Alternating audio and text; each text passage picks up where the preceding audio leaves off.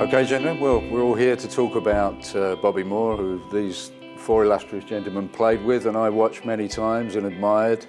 And if we go right back to the start, Ken, 1958, West Ham had just come up. It was a good time for West Ham. And Malcolm Allison, I think, the previous year had gone down with tuberculosis, hadn't he? And he was recovering. And I think it was September 58. Manchester United at home, Upton Park, 35,000 fans.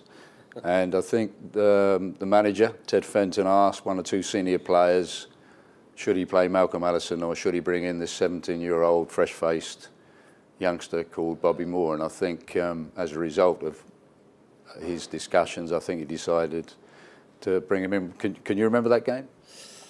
It was a long while ago, wasn't it? Certainly was. But a lot of it I do. A lot of things you remember. There was a lot of things happen, in my era, funny enough. And there's so many things that get stuck in your mind and don't get stuck in your mind. I mean, Moro was different class to anybody else. I don't think Moro ever missed the ball once that come in his direction. And he would never be one that wanted to just get it away. He'd want to do something with it. He wanted to create something with it, and it was unbelievable. And every time I used to go around the back of it to cover him, he done things right. He never seemed to do anything wrong. Did you think right from the start, that first game though, do you think that we got, he's a special young player, he's 17 years old? No, I didn't. No. He was a very slow mover. I mean, he was possibly the slowest mover in our squad. Come to sprints and that, and he was always last. But I tell you what, he read the game like nobody else, and his control and passing, well, it spoke for itself at the end of the day. Great anticipation. He always put himself in the right position, which helped naturally with somebody who perhaps hasn't got up to that pace.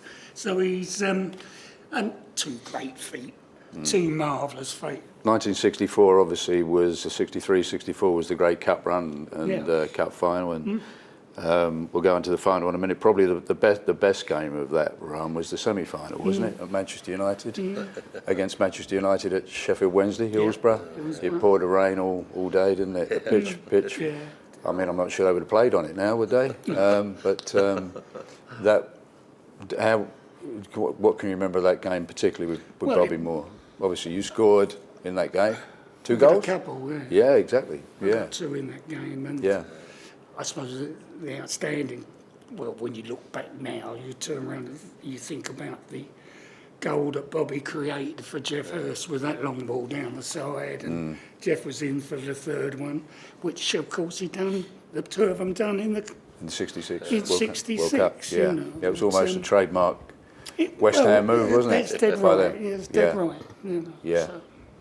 But great semi-final, and then the final, and you popped up again for the winner. I managed to get the winner, yes, and the thing about that was it was definitely late in the game, of course, but they did have a free kick afterwards, which I thought, oh, please don't, and fortunately enough they didn't, but no, it stays in your memory, naturally. A few months before that 65 Cup final, of course, he'd been diagnosed with testicular cancer, hadn't he? Did you? As a player, were you aware of that? Well, I don't know. I didn't know a thing. This was a big thing that happened to Bob, but he just handled it as he normally handled things, quite, with much aplomb, and we didn't really think it was that serious, did we? I mean, it was. Well, I've got to be honest.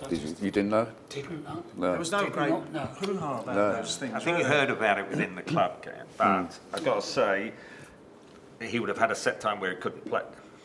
His actually playing level was great. As soon as he come back, his mental strength must have been fantastic, because it's only late when you think now the seriousness of it. He was out a relatively short period of time, and he dealt with it, and nobody would have known. And his performances straight up were good, so fantastic.